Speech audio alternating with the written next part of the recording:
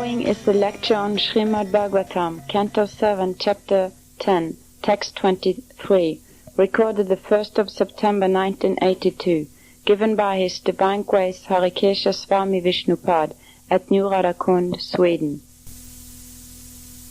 Om Namo Bhagavate Vasudevaya.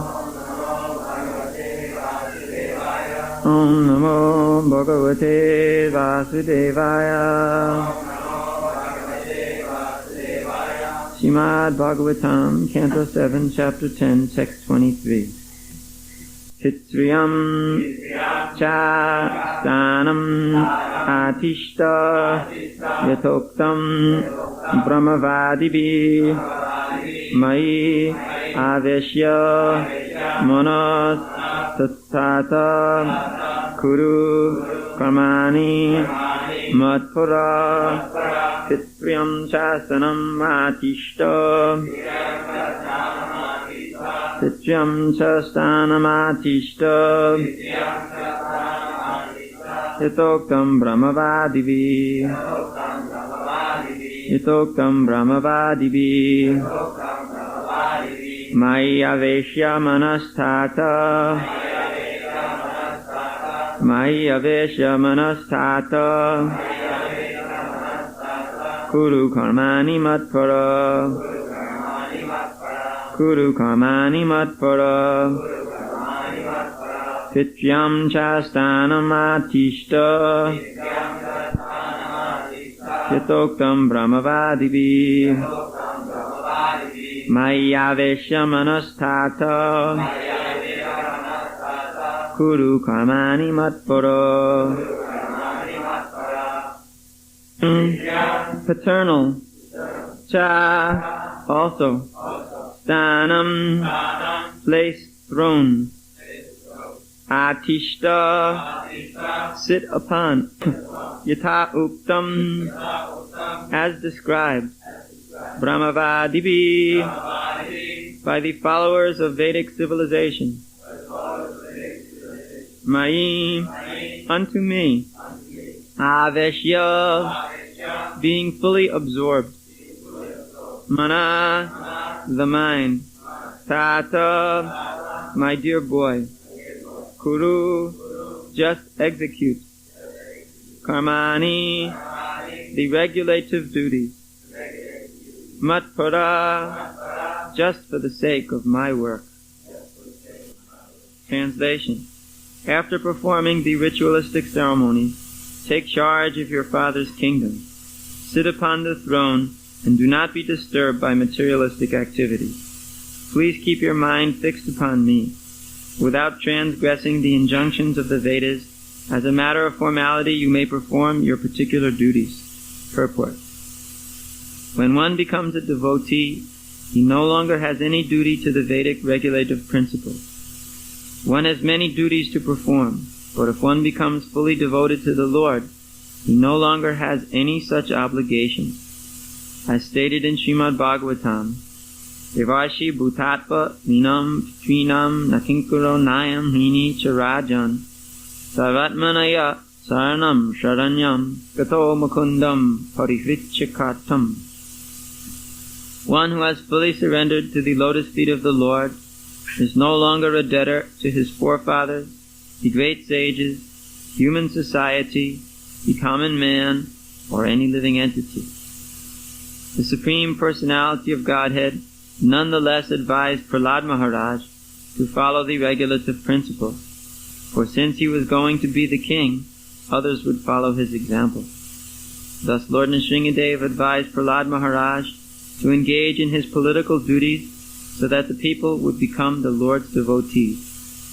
Yad yad acharati shreshtas tad tad evataro jana sayat pramanam kurute lokastad anuvartate. Whatever action a great man performs, common men follow, and whatever standards he sets by exemplary acts, all the world pursues. One should not be attached to any materialistic activity, but a devotee may perform such activities as an example to show the common man that one should not deviate from the Vedic injunctions.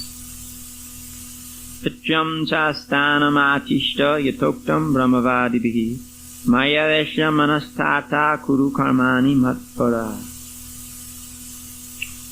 Actually, since this is the appearance day of Bhaktivinoda Thakur, and anyway, Markandeya is going to play part of this class on the radio.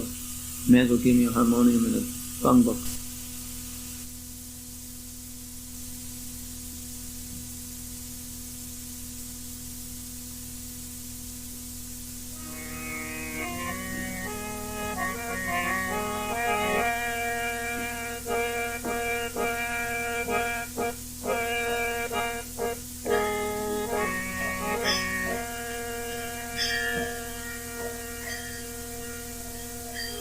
No, go over there.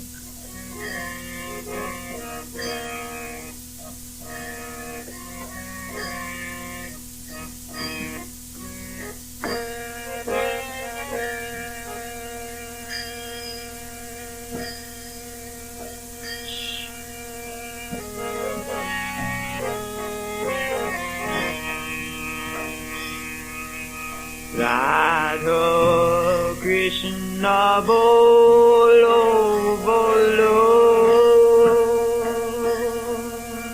bolo re soba.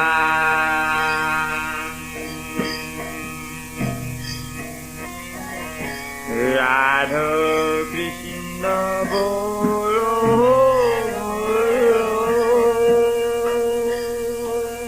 bolo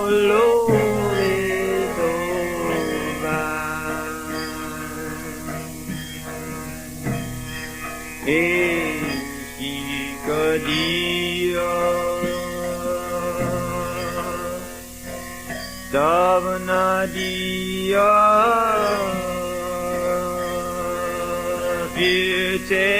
Virtenete Gornitai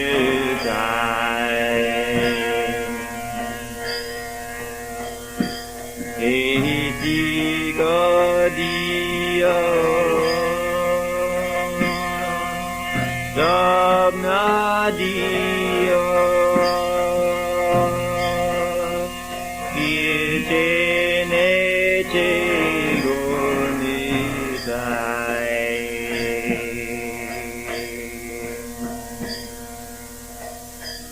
Radha Krishna bolo bolo bolo re soba.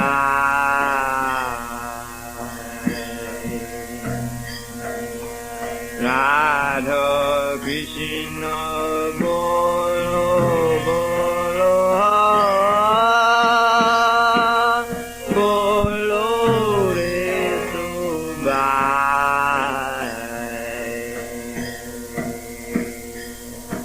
Miche mayolo boshe Racho beshe Kacho habudu bai Miche mayaro boshe Racho beshe Kacho habudu bai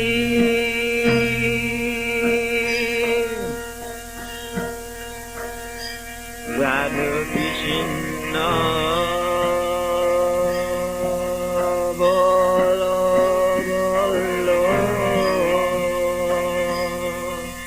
bolo re soba.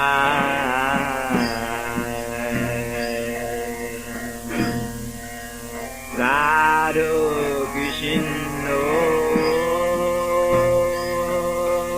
bolo bolo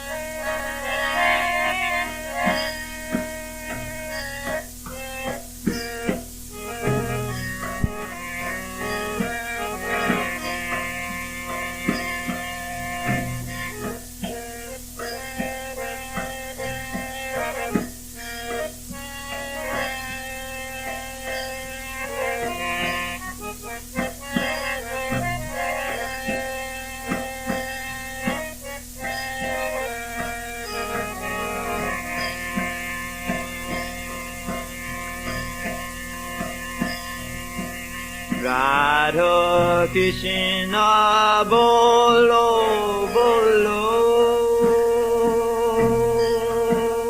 bolo re soba.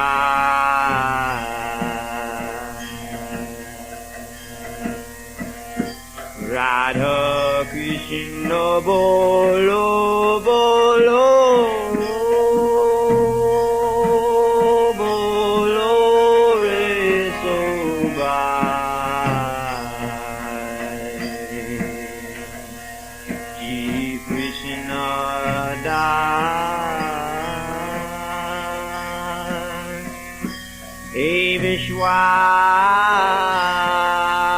Vishwas Korel tu adu bonai Ji Krishna das E Vishwas Korel tu adu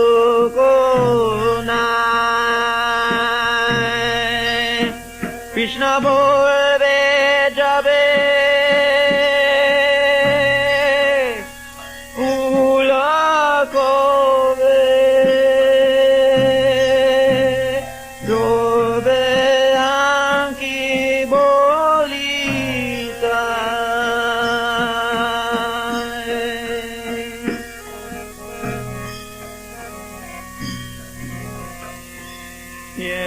Radha Krishna bolo bolo bolo re soba.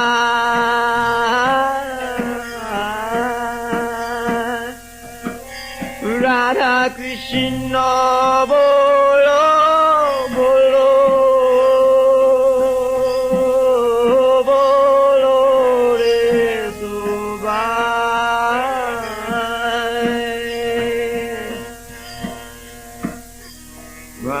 Krishna bolo sange cholo e matra bikachai Radha Krishna bolo sange cholo e matra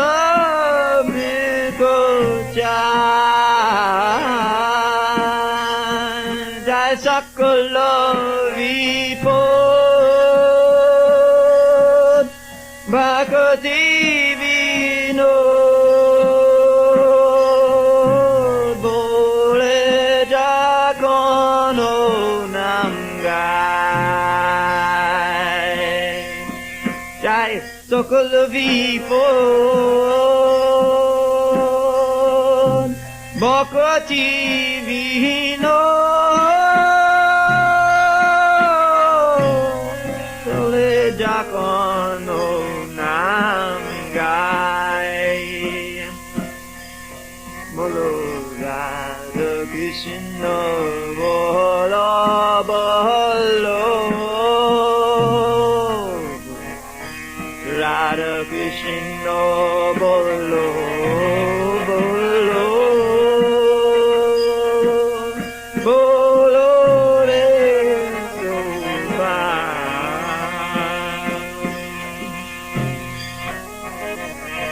Radha Krishna bolo bolo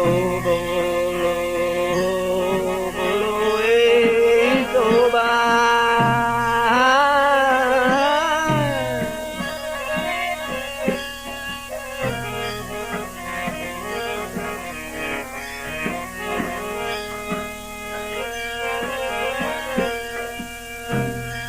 Jai Sako Vipod Bhaktivinoda Sako Vipod Bhaktivinoda Bole Jakono Nangai Jai Sako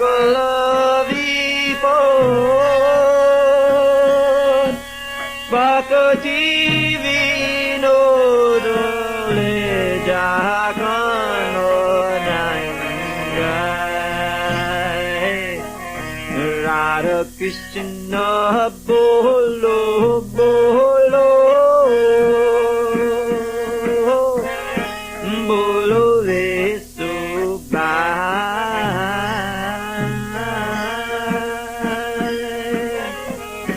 Radha Krishna bolo bolo,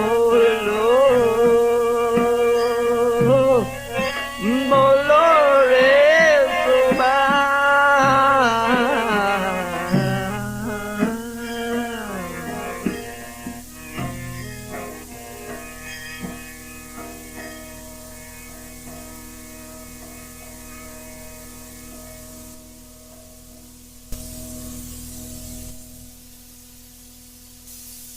This is a song from Srila Bhaktivinoda Thakur, who is a great acharya or teacher in our disciplic succession, in our school of the Gaudiya Vaishnava tradition. Srila Bhaktivinoda Thakur, he appeared in Bengal well over 100 years ago, and today is his appearance day. This appearance day means the day in which he blessed the world by descending into it from the spiritual world. Srila Bhaktivinoda Thakur is not a conditioned soul like everyone normally is in this material world. In this world, there are two kinds of living entities. Of course, in this creation, there are two kinds of living entities. The Nitya Baddha and the Nitya Siddha. The Nitya Baddha refers to those who are eternally conditioned, eternally bound up in the material energy. And the Nitya Siddha are those who are eternally liberated, eternally freed from the effects of the material energy. They are always living in the spiritual world, always far from the material inebriety of life. So Srila Bhaktivinoda Thakur is one of those Nitya Siddha devotees who appeared in this material world for the benefit of all the conditioned souls. Because we conditioned souls, we require some very good examples and very good, potent preachers to enable us to understand what is our actual position and situation, so that we may become a little inspired to go back home, back to Godhead, where we all belong. So, Srila Bhaktivinoda Thakur agreed to come to this world. Krishna is always sending his pure devotees time and time again to benedict the fallen conditioned soul. So Bhaktivinoda Thakur, being requested by Krishna, descended into this material world in order to establish Krishna consciousness. Srila Bhaktivinoda is very special because it was he who actually established the mission of spreading Krishna consciousness to the Western world in an organized way. He knew that unless Krishna consciousness was organized, and there was a very nice society of men, there was no way it could possibly spread all over the world. Because in a disorganized fashion, nothing spreads. Everything has to have some organization. So Srila Bhaktivinoda brought this idea of organization, and he himself also made very many plans for organizing devotees. Bhaktivinoda Thakur's life was most exemplary. Just like today, the verse in the Srimad Bhagavatam that we are reading, this is every day we have a Srimad Bhagavatam class, so this is the verse that is coming from the 7th canto of the 10th chapter, and it is 23rd verse of the Srimad Bhagavatam. In Sanskrit the verse goes, Pityam chastanam atishta yatoktam brahmavadibihi maya veshamanastata kuru karmani matpara And the translation is as follows. After performing the ritualistic ceremonies, take charge of your father's kingdom, sit upon the throne, and do not be disturbed by materialistic activities. Please keep your mind fixed upon me. Without transgressing the injunctions of the Vedas, as a matter of formality, you may perform your particular duties. So in other words, Lord Nrsingadev, who is appearing here, incarnation of God, is explaining to his devotee, Prahlad Maharaj, that he should perform his duties in this material world very nicely. He should take care that everything is done properly, but that he should not be attached to those duties. He should be attached only to the loving devotional service of the Lord. But he should not be disturbed when he has to perform material activities, because they also have a purpose in the mission of the Lord. So this example that was explained by Lord Nrsingadev to Prahlad Maharaj was perfectly exemplified in Srila Bhaktivinoda Thakur. He was a magistrate. He was not just any ordinary man. He was the chief magistrate. That means he was the top judge in the whole district. He made sure that everything was properly done according to the law. And he was in different places. He had also managed to get himself transferred to the birthplace of Chaitanya Mahaprabhu, or right near to it, a place called Krishnanagar, where he could absorb himself in devotional service to Krishna, and at the same time, he could perform activities for the benefit of the society. So as the magistrate, he was very extraordinary. You know, in the modern society, it generally takes a very long time for judges to decide cases.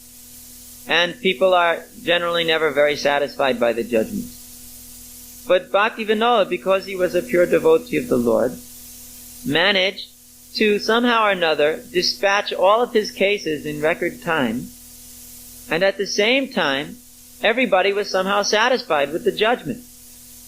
Because he was so fair in his dealings, and he was applying the law in such a perfect way, that nobody was very much disturbed, even if the judgment was against him. Not only that, but Bhaktivinoda did everything very quickly. He would go to the courtroom early in the morning, about 9 in the morning, and by 12 or 1 o'clock, he had finished most of his cases. And then, being free, he could then go home and perform his service. So Bhaktivinoda's main service was writing. He was writing like anything. Bhaktivinoda, he used to sleep approximately 1 or 2 hours at night, and 1 or 2 hours otherwise, and he would write all night long. You could see the light in his window all night long. He had one kerosene lamp, and also one fan that was running on kerosene. Very old contraptions by our standards, but in those days they were quite sufficient. And he had a little room about 3 meters by 4 meters. In there was one table, one chair, one cupboard with glass on it so that he could see whichever books he wanted to refer to, and one bed. And in this room, he was working all night long, writing poetry, writing songs. This song we just sang, this comes from Bhaktivinoda Thakur's songbook. He has written hundreds and thousands of songs. And each one of these songs is talking about the loving relationship of the devotee with the Supreme Person Krishna. Bhaktivinoda Thakur also wrote many books. And in these books, he described about the intricate dealings between devotees, intricate dealings in the philosophical realm. The concepts, very wonderful concepts, were presented by him so nicely. And he showed the perfect example of how a person in the modern age could live and be Krishna conscious in the modern society. It was Bhaktivinoda Thakur's book, Sri Chaitanya, His Life and Precepts, which first went to McGill University in 1896, the year that Srila Prabhupada appeared. It is very appropriate. Srila Prabhupada was the founder of this movement who brought Krishna consciousness all over the world. So Bhaktivinoda Thakur in 1896 sent one of his books to Canada, to this university, and it was the first time that the Vaishnava literature went to the Western world. And at the same year, Srila Prabhupada appeared to fulfill the mission of Srila Bhaktivinoda Thakur. Actually, this mission is the mission of Lord Chaitanya. That is, that in every town and village, the holy name of Krishna will be heard. This is a prediction.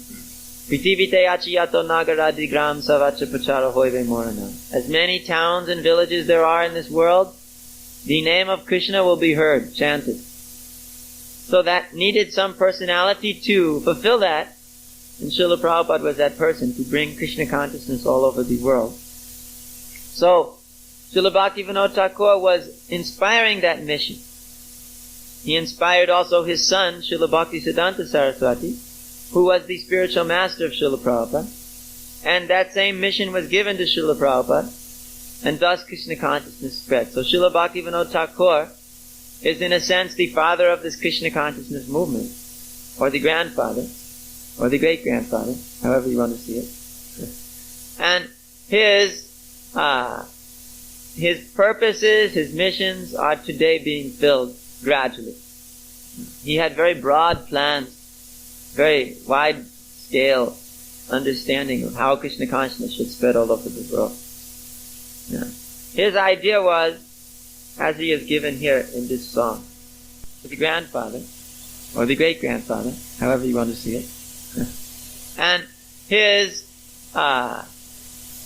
purposes, his missions are today being filled gradually.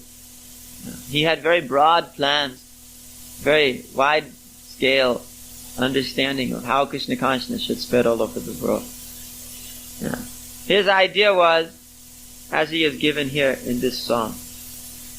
This is a translation of that song, which is called Radha Krishna Bol. It is from his book called Gitavali. Everyone chant, chant, chant, Radha Krishna. Lord Chaitanya and Lord Nityananda are dancing all over the land of Nadia, giving this teaching to all. Oh brother, needlessly, under the control of Maya you suffer, and are carried away by her waves, sometimes floating and sometimes sinking in this ocean of illusion. Lord Chaitanya and Lord Nityananda were the incarnations of the Supreme Personality of Godhead, who appeared about 500 years ago, and who brought the chanting of Hare Krishna all over the world, or all over the Indian subcontinent, and then from there it spread all over the world. They were chanting and dancing Hare Krishna mantra. Sometimes you may have seen devotees are chanting and dancing Hare Krishna, Krishna Krishna, Hare Hare, Hare Ram, Rama Rama, Hare Hare, playing musical instruments and dancing in ecstasy. Well, this is not a new thing. This was started by Chaitanya Mahaprabhu over 500 years ago. And since that time, devotees have been chanting Hare Krishna mantra. Although up until about 15 years ago, 16 years ago, it was only done in India. Because in the Western world, nobody had the faintest idea about this chanting of Hare Krishna. So this chanting is an old thing, very old, ancient, not a new invention. And the use of the mridanga, very ancient instrument, this drum, and karatals, has been going on for actually thousands of years in ceremonial songs in India. So they are chanting and dancing all over the place. This is called Land of Nadia. That is the place where Bhaktivinoda Thakur was living and working, giving the teaching to all. What were they saying? They were saying, oh brother, needlessly under the control of Maya. Maya means illusion, the illusory energy of the Lord. You are suffering and carried away by her waves. In other words, nobody can control this material energy. This material energy is controlling everybody. And everybody is suffering under these waves of Maya, which are forcing us to be knocked back and forth under her control. Sometimes you are floating and sometimes sinking in this ocean of illusion. Sometimes when we are floating, we are thinking everything is very nice. Everything is quite peaceful. I have no problems. But sometimes we are sinking in this ocean of Maya, and then we are thinking, oh, everything is very serious, very difficult, impossible to overcome. This happens periodically. In some countries, everything is nice for some time, and then things become very crazy. All of a sudden, or economies are collapsing, or social chaos is there, or political uprisings are there, or sometimes there is war between countries or states. Sometimes there is natural disturbances. Sometimes so many problems are there. This is the way Maya is. Sometimes the living entity may be very strong and healthy, and the next day he may get some disease or have some accident. So when he is very wonderfully situated, healthy, strong, opulent, then he's thinking, this life is very nice. But when material nature deals him a heavy blow, in other words, the material nature gives him a very strong attack or a strong hit, he becomes quite well aware that this material energy is not a very nice place to remain. Therefore, Lord Chaitanya and Lord Nityananda were dancing and chanting and saying, why are you just simply overwhelmed in this Maya? Why are you simply overwhelmed in this illusion that you are this body? You are meant to enjoy this material world. You are a product of the material energy. There are so many theories and ideas that the living entity is simply a combination of chemicals or a combination of atoms. The living entity is not an eternal existence. But Lord Chaitanya is saying here, if you have this faith that the soul is the eternal servant of Krishna, then there will be no more misery. And when you chant the holy name of Krishna, your body will shiver in ecstasy, and your eyes will shed tears in love of God. This is what I say. And so, in other words, Lord Chaitanya is saying there's an eternal knowledge. Nitya siddha Krishna bhakti sajya kabunai shavanadi siddha chitta korya udai. Eternally, by nature, every living entity is the servant. He's eternally a perfect living entity, a servant of the Supreme Lord. He is part and parcel of Krishna. That is his constitutional position. But because of this Maya or illusion, which is so strong, he's forgotten that position. Therefore, it is stated that if one begins the hearing and chanting process, transcendental sound vibration, Hare Krishna, Krishna Krishna, Hare Hare, Hare Rama, Rama Rama, Hare Hare, then the original consciousness of the living entity begins to arise. Just like when the sun arises in the morning, the darkness immediately is dissipated. When the sun is arising even a slight bit, the effect of darkness is gone. Because then one can see what is going on in the world very clearly. So, this was the instruction of Chaitanya Mahaprabhu, that one should have that beginning understanding. This is the elementary understanding. In spiritual life, there are very vast understandings. It is a deep ocean of transcendental philosophy. But this is the number one point, the ABC point, the what you start at. I am not this body.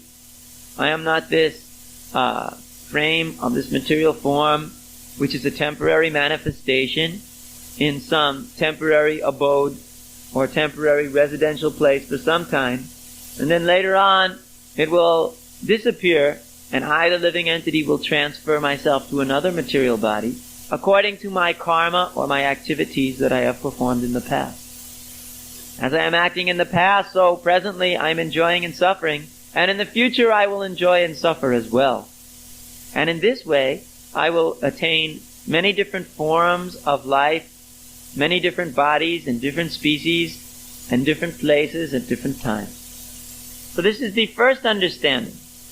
And then when one understands like this, then he has to understand how to present himself, or how to place himself in the most auspicious circumstance and situation, so that one may elevate himself out of the entanglement of this material world and go right back home, back to the spiritual sky. Therefore, Bhaktivinoda Thakur is saying, chant Radha Krishna in the association of devotees. This is the only request I beg. Thakur Bhaktivinoda says, when I chant the holy name of the Lord, all dangers go away. Yes, this material world is a dangerous place. Very dangerous place. Padama padama yadavi padam natesham. Every step is dangerous. Although we may not think so. Sometimes people think there's no danger. I was talking to one boy in Switzerland. And I said to him, you are now very young. Maybe you are 20, 21 years old. And you are thinking, everything is fine. I will live for a long time. But I said, at any moment you can be killed. Don't you understand that? He said, no. I said, I cannot die. I will not die now. I'm too young.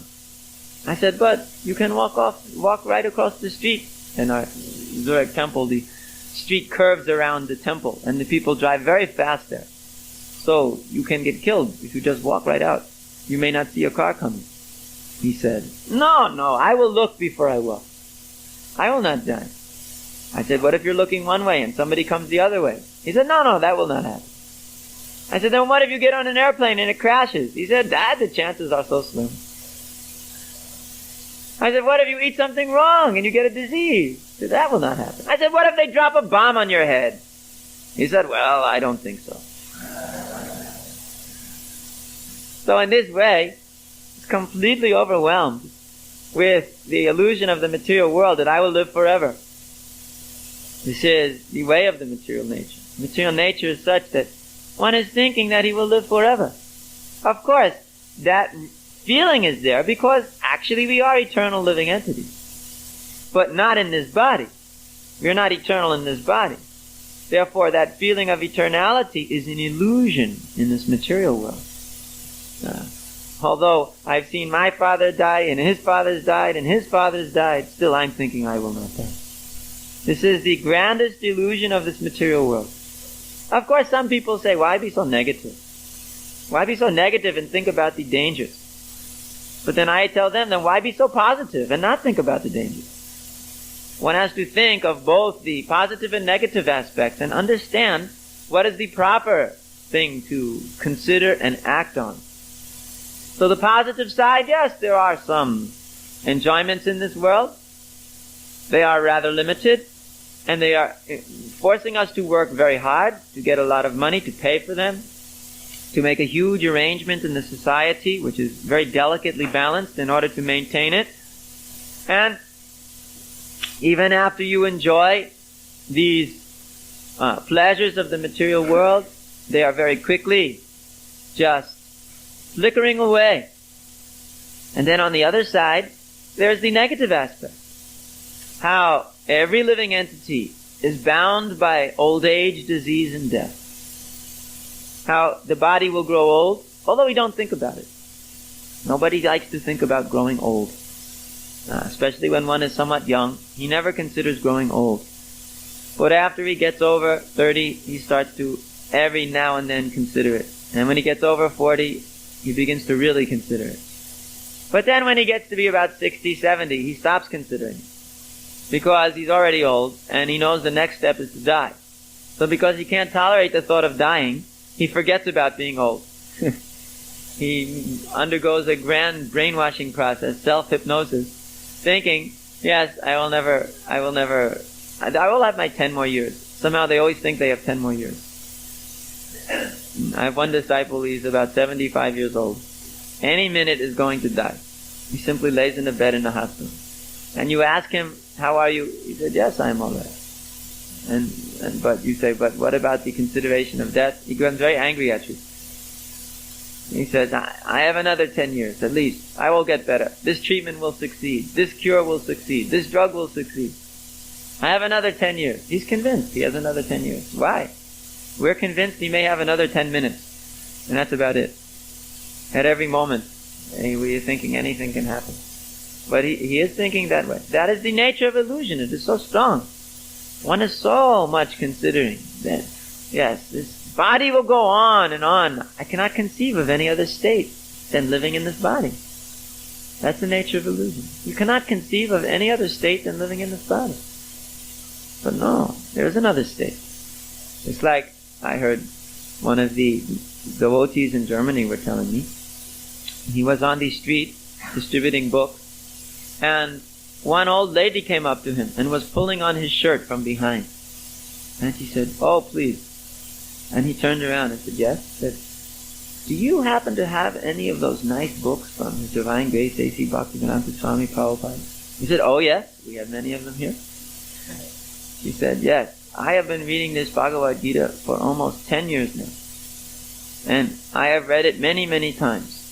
And I am fascinated by this book. I want more books. You have more books?"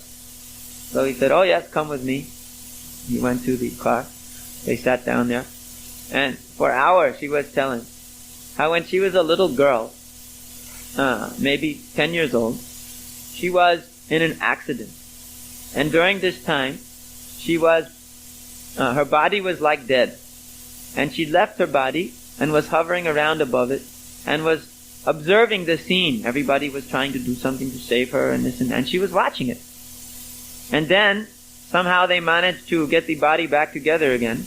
So she went back into the body and was, in quotes, alive again as a normal person. So she said, "I'll never forget that experience. And since that time I became very serious for understanding what was that entity that was me, that was not this body, that was outside of the body." And then she said, "And I did not get married, and I did not do any materialistic activities. I simply studied philosophy. I was trying to study philosophy since that time. And I found the Eastern philosophy was the best. But of all the Eastern books, this Bhagavad Gita by Srila Prabhupada was the answer for me. And then I became very serious to take up this Krishna consciousness. So you please tell me all about this process." For so many years, 50 years, she was simply trying to find out what was that entity who was outside of this body, looking at the body. You hear stories about it sometimes. But this was the first time any one of us had met somebody who actually underwent such an experience. She said, "Yes, I was outside of the body, looking at it, watching everybody trying to revive me. But that was just something else, some shell. And I was somewhere else, watching this all. What was that?" And this Bhagavad Gita told me this was the spirit soul, the living entity. Me. I am the spirit soul. That is my personality. That is my quality, characteristic as a spiritual living entity. I am not dying when the body is dying. If the body dies, I simply go somewhere else. This death is simply a very quick thing. It happens and then you're gone, out of the body. As soon as you are out of the body, that is the definition of death. And when you are in the body, that is life. This understanding is very wonderful. How one can factually understand, even without having to undergo a very serious accident and having to forcibly leave his body for some time. One can factually understand by the chanting of Hare Krishna mantra that he is different than this body. That the body is simply a manifestation of the material energy, and that I, the living entity, am something totally different than this. Krishna says in the Bhagavad Gita, "Bhumerapo analo vayu kamano buddhir evacha ahankara itiyam me prakritim dina ashtada aparayam mitaspanyam prakritim didime para jiva bhuta mahabaho yayedam daryate jagat." That earth, water, fire, air, and ether, mind, intelligence, and false ego, these 8 things are my separated material energies. And above that, above these 8 separated energies of Krishna, there is the living entity, who's known as Jiva, Jiva Bhuta, the living entities who are above this material energy and who are manipulating it or exploiting it for their own purposes. We are using this material nature for exploiting for our own purposes, to enjoy this material world as we feel we should. But our karma, our resultant reactions that we have to suffer or enjoy are actually dictating to us what we shall enjoy and what we shall suffer. In other words, our happiness and distress is fixed. There's no way that we can actually overcome our present happiness and distress by mundane means. Because the amount of happiness and distress we must suffer or enjoy is fixed by previous actions. We can simply, at this point, act in a positive way, for example, and thus try to overcome the great amount of bad reactions that are awaiting us. Just like when you have many debts, if you can also fill up your bank account, then it is possible to try to neutralize the bad effect of the debts by paying them off with money. So, the same way, one may try to neutralize the effect of his bad karma by performing many good activities. And thus he can elevate himself higher to the heavenly region. That is not the spiritual world. But within the material world, there's a higher region. There are other planets in this universe. Some of them are very highly advanced, and they are having living entities there with long duration of life, very opulent circumstances. One may call it like heaven, so therefore it's called a heavenly planet. But it is not the spiritual world. It is still within the material universe. The spiritual world is even beyond that.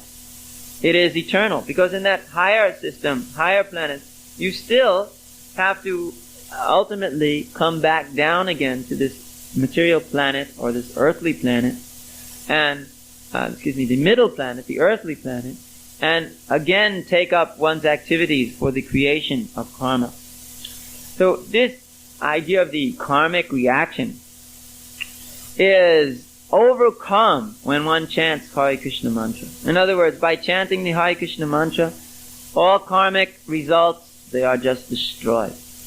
All activities which are binding us in the material world are overwhelmed.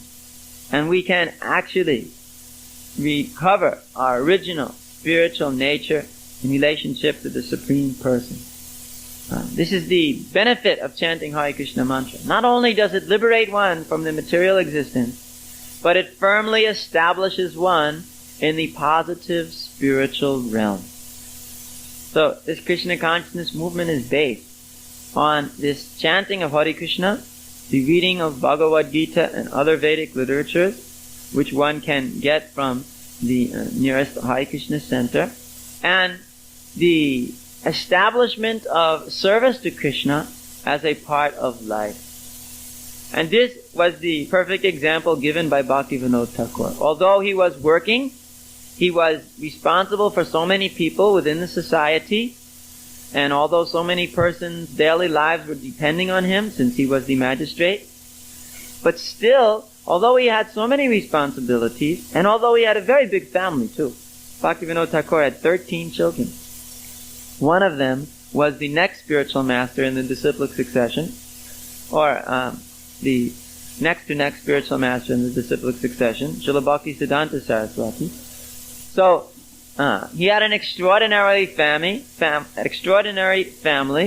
and at the same time, he was extraordinarily qualified in his occupation, and at the same time, he was performing so much devotional service to Krishna. So therefore, Krishna sent this personality into this world just to teach everyone, especially those who are in the Grihastha ashram or are married in the family affair, how to actually not be entangled in the illusion of that, but how to utilize every moment of time in the service of Krishna, and how to very nicely engage oneself so that everybody can see the wonderful example which is given.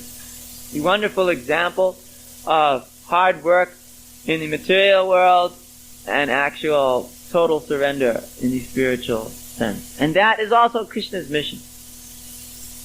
How everybody can see a perfect example of a devotee who fulfills his obligations in such a nice way that everybody is very satisfied, without wasting time, without wasting energy, but at the same time is fully dedicated to the service of Krishna. It's a very nice example, and it's very inspiring for all of the modern men to understand that this is a way in which everybody can be engaged. Even though one may be living at home, one can actually chant Hare Krishna, read these books, offer his food. There's no lack. He can monthly get the magazine, come to the temple, sometimes during the week, or every day, or on Sunday for sure.